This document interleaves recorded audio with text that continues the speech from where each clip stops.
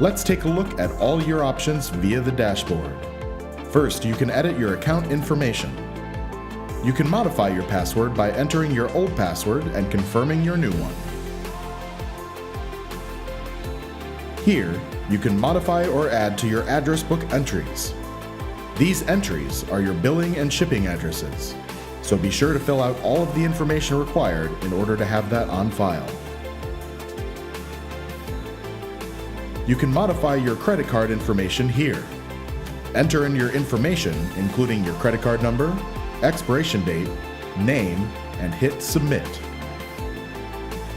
View your order history, and you can open them up to see the receipts. View your recurring payments and your current balance. These are your subscriptions and monitoring services. These can be opened and viewed for details.